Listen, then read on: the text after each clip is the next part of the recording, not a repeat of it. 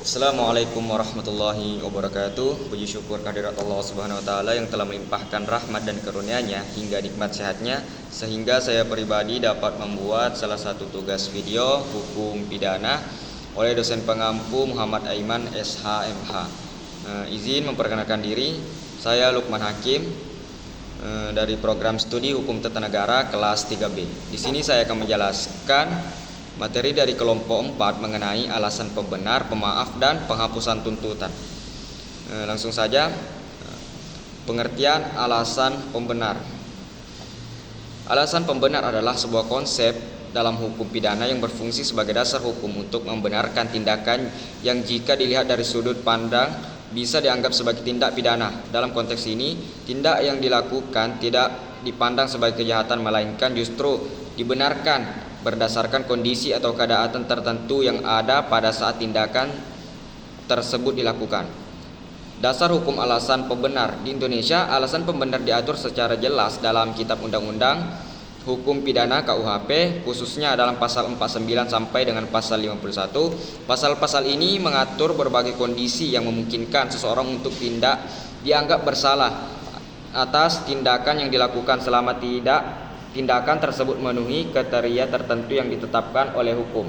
Contoh kasusnya, dalam sebuah kasus yang melibatkan pembelaan diri, pelaku mungkin menghadapi situasi di mana mereka diserang dengan senjata tajam. Jika pelaku menggunakan senjata api untuk membela diri, pengadilan harus mengevaluasi apakah penggunaan kekuatan tersebut wajar dan proporsional. Pengadilan akan melihat apakah pelaku memiliki pilihan lain untuk melindungi diri yang lebih tidak mematikan, atau apakah mereka benar-benar berada dalam situasi yang mengharuskan mereka untuk menggunakan senjata api tersebut. Selanjutnya, alasan pemaaf dalam hukum pidana. Pengertian alasan pemaaf. Alasan pemaaf dalam hukum pidana merujuk pada kondisi di mana tindakan yang dilakukan oleh seorang diakui sebagai tindak kriminal tetapi pelaku tidak dapat dipidana karena keadaan tertentu yang mempengaruhi kapasitas mental ataupun moral mereka saat melakukan tindak tersebut. Berbeda dengan alasan pembenar di mana tindak tersebut dianggap tidak bersalah. Alasan pemaaf mengakui kesalahan tetapi memberi dispensi dari hukuman berdasarkan kondisi pelaku. Dasar hukum alasan pemaaf. Dasar hukum untuk alasan pemaaf diatur dalam KUHP yang mencakup berbagai kondisi yang dapat mempengaruhi tanggung jawab pidana seseorang. Beberapa ketentuan dalam KUHP memberikan kerangka bagi pengadilan untuk mengevaluasi apakah pelaku dapat dibebaskan dari tuntutan pidana berdasarkan keadaan yang mempengaruhi kapasitas mental ataupun moral mereka. Hal ini mencakup pasal 44 dan pasal 45 yang menjelaskan tentang keadaan tindak pidana dipertanggungjawabkan secara pidana. Contoh kasusnya, kasus di mana pelaku mengalami gangguan mental saat melakukan tindak pidana. Dalam kasus ini pelaku mengakui menunjukkan gejala psikologis yang jelas seperti halusinasi atau ketidakmampuan untuk membedakan antara benar dan salah.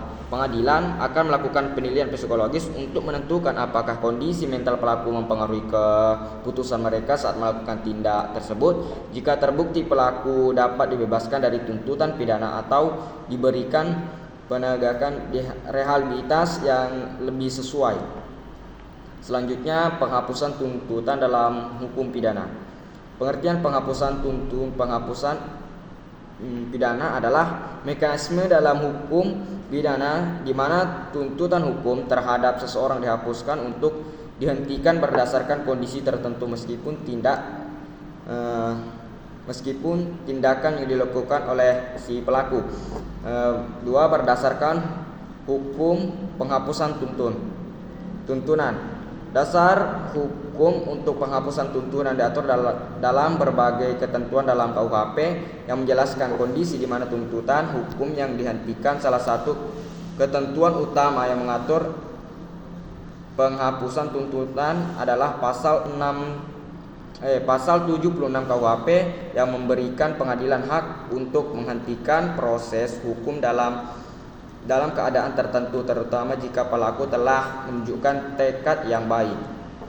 Mungkin sekian yang dapat saya jelaskan dari materi ini. Kurang lebihnya mohon maaf. Akhir kata, Allahumma biqil aqwamit thariq. Wassalamualaikum warahmatullahi wabarakatuh.